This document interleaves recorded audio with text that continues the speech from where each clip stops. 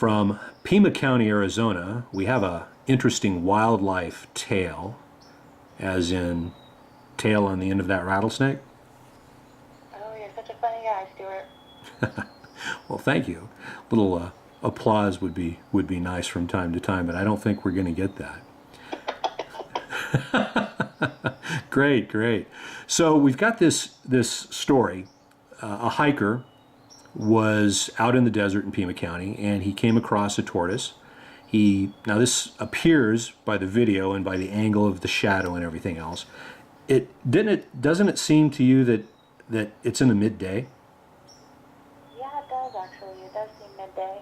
Okay, so we're in midday. I'm not aware of tortoises. I mean, I've spent some time in a variety of deserts, and I've never really seen tortoises out in the midday. They usually like to get into a burrow or something. They like to cool off just like everybody else. So I personally have some questions about this tale. Yes. And one of those is that he would find a tortoise out in midday. And then the rest of the story is, as we can see in the still here, is there's a rattlesnake on his back. So well, I hear rattlesnakes are actually really tasty. It tastes good.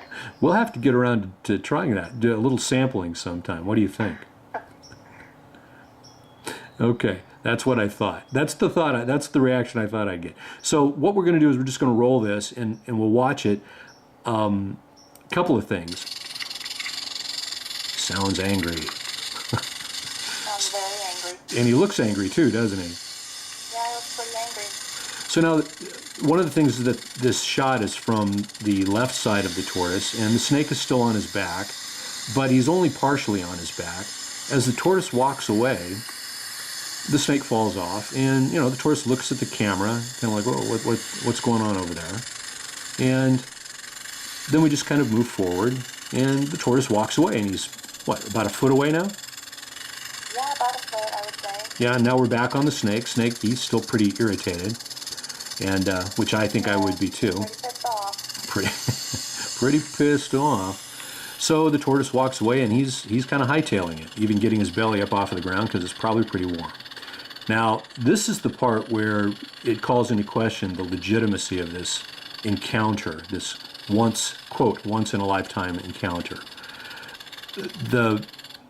Now we've got a couple of stills. Here's the cute little snake peeking over his back, and now the snake is on the tortoise's back, beginning to rattle, and he's completely coiled on the back. The frontal shot is interesting. One of the things that bothers me is this tortoise is panting. He's obviously hot. That's how they cool themselves down. He's not panting with, his mouth isn't completely open, but he's panting, and he's trying to cool himself down. The snake is agitated, and now he's stopped his rattle. And, these are two entirely different shots, or two entirely different shots, I should say, from angles. Now, my concern about this is that, wild animals need to be left alone. And so, more than likely, this camera person, I'm going to go ahead and stop this real quick. This camera person, and there's tongue sticking out in a typical snake position, but the camera person has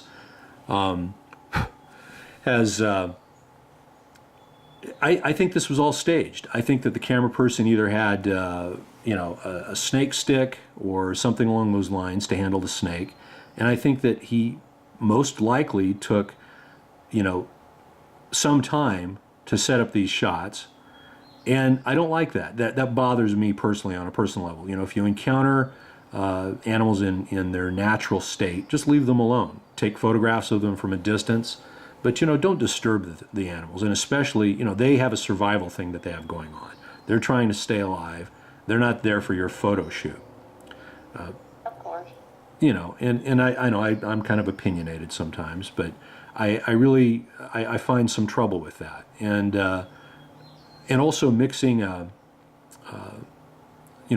think a rattlesnake is a pit viper, isn't it? I think they call it a pit viper, or maybe not. Yeah, they definitely do.